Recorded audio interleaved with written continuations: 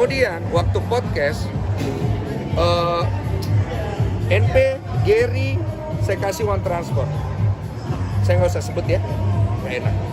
Lumayan. Podcast yang di Gedung Juang, saya kasih setengahnya uang AdSense. Karena ada biaya mereka. Dan itu lumayan besar. Yayasan, kita kemarin transfer untuk bantu sekian. Donasi ke NTT, saya pakai uang saya untuk bantu juga dari dana CSR saya. Jadi saya itu ngeluarin duit untuk bantu penyelesaian masalah donasi. Gitu. Dan kemudian, netizen, kalian sudah dengarkan sendiri bagaimana klarifikasi Abang Denny Sumarko, dan patut kita apresiasi. Inilah yang harusnya kita namakan sebagai lelaki yang dermawan, manusia yang melakukan perbuatan yang tanpa pamrih, memberi pertolongan yang tanpa pamrih. Bukan seperti perempuan itu yang sedikit-sedikit memberikan klarifikasi. Pengakuan NP yang kemarin, apa katanya? Dia tidak dapat sepersen pun dalam hal ini. Lah, ini ternyata apa? Kata Densu bahwa dia telah memberikan uang transportasi kepada NP dan juga kepada Gary pada podcast pertama. Cuma nominalnya dia nggak bongkar. Dan itu, kalau memang hal ini benar yang disampaikan oleh Denny Sumarko, berarti selama ini Novi telah membohongin publik dong. Kalau memang ini benar yang disampaikan oleh Denny Sumarko, bisa kita katakan perempuan ini munafik dong. Jangan nanti juga setelah ada video-video seperti yang disampaikan oleh Densu, lalu dia datang untuk klarifikasi. Oh, tidak seperti ini, aduh dia sok mati, aduh bukan seperti itu. Lah, bagaimana bisa dapat menyelesaikan perkara? Bagaimana bisa dapat menyelesaikan masalah kalau sedikit-sedikit memberikan klarifikasi? Ini loh masalahmu loh, masalah pribadimu loh. Saat ini teman-teman, kalian buka hati. Jangan kalian berpikiran sangat-sangat dungu dengan bodoh. Saya sampaikan sama kita saat ini, ketika netizen masih menobatkan dia sebagai pahlawan, itu tidak ada dasar. Memang benar-benar itu adalah bodoh sekali. Iya kan? Dan ini yang seharusnya kita patut menilai bahwa sebagai contoh dalam kehidupan kita, bagaimana Denny Sumarko membantu orang, membantu NTT. Bahkan sebelum itu juga ada bantuannya terhadap sekolah-sekolah katanya. Dan juga bagaimana pada saat perjalanan ketika donasi itu dialirkan ke NTT, dari kantongnya sendiri pun 400 juta. Dan itu dia tidak minta ke siapa-siapa. Dibanding dengan orang-orang ini, dibanding dengan perempuan ini yang sedikit-sedikit sok alim banget di depan media. Lah, saat ini sudah mulai terbongkar loh teman-teman. Dia berseteru dengan sahabatnya sendiri yang selama ini mendampingin dia di kasus ini. Berseteru, dia rela berseteru hanya untuk memberikan klarifikasi. Ya kan? Kalau memang dia adalah seseorang yang benar-benar mempunyai jiwa kewibawaan untuk menolong orang ketika ada permasalahan, jangan hanya sedikit langsung memberikan klarifikasi. Selesaikan dulu. Itulah baru namanya.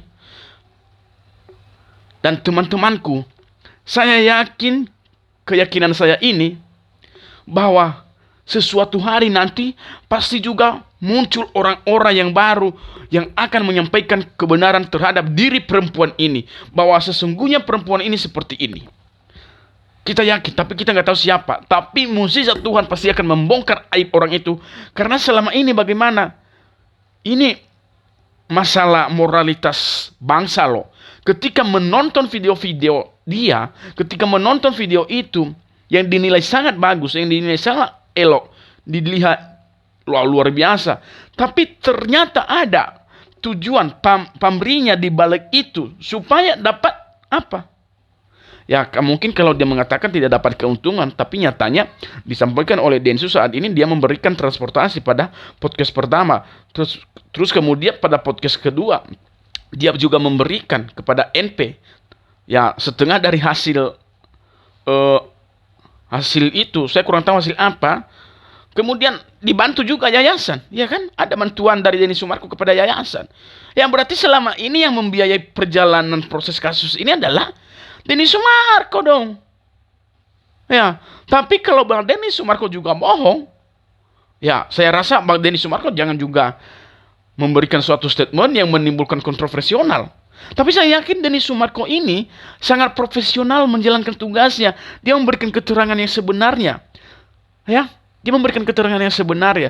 Jadi kepada netizen yang menilai ini, ya, sudahlah, berhenti kalian nobatkan. Bukan saya untuk membatasi niat baik kalian, enggak.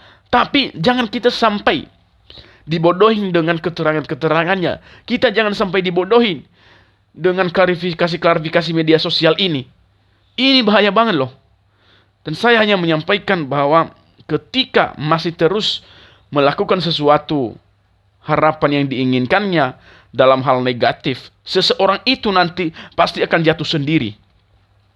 Jatuh sendiri lebih sakit pada sebelumnya yang dia lakukan kepada orang.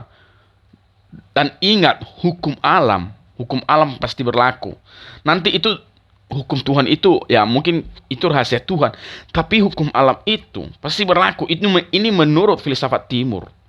Jadi itu hukum alam itu pasti, apa yang kita tabur pasti kita tuai, apa yang kita lakukan kita pasti tuai. Kalau memang dia benar pada saat kasus ini, kita yakin dan percaya bahwa hukum alam berlaku buat dia, pasti dia akan jaya dan terus dipelihara oleh Tuhan. Tapi kalau dia tidak benar karena telah membodohi masyarakat, kalau saya nilai bahwa ini adalah pembodohan publik, klarifikasi di media, saya berkata hukum alam juga berlaku dan akan membuktikan secepat mungkin kepada orang tersebut, ya, kepada orang yang kita nilai selama ini sangat luar biasa.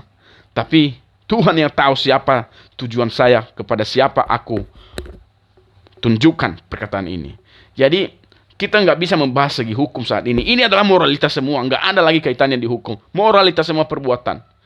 Ya, jadi itu ya teman-teman, supaya kalian dapat membuka pikiran yang jernih. Terima kasih.